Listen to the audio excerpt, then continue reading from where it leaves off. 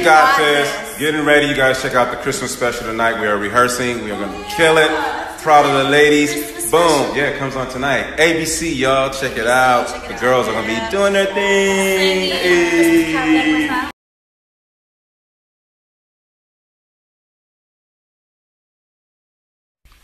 Net neutrality allows for us to have a diverse opinion about what's going on. If only the government is allowed to streamline, at least 5 people who own the media are allowed to streamline the information you get and control all of that information, we end up in the dark.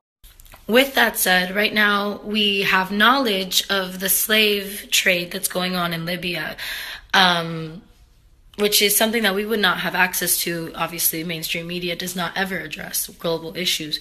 So long as they don't pertain to white people affected by the tragedy. So we have to really, as a global mind, as you know, because I know I have fans all over the world, so I'm speaking to all of you, to really kind of grasp onto what it is that we want to accomplish here on this planet. There are so many of us who are suffering, and so much tragedy is just being spewed right now.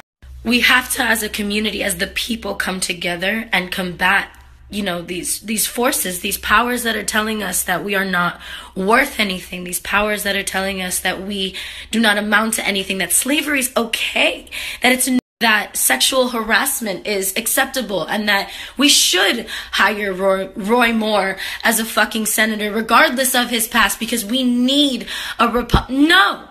We need to fucking hold people accountable for their bullshit. We need every single voice. Every single voice matters. So if you have the ability to contribute your voice to this, to speak up about the issues that are going on, the things that are really happening in this world, fuck celebrity, fuck money, fuck all of the things that they tell you are what make you a worthy human being, what make you a successful human being. You know what's going to make you successful? What's going to make you successful is giving a shit about the world you live in, the planet you live on, the humans that are being exploited by these systems of power that were set up by the people who do not give a fuck about the majority. And we're not minorities, we are the majority. And the people right now, our governments, the people who are in power and leading, they're not really kidding.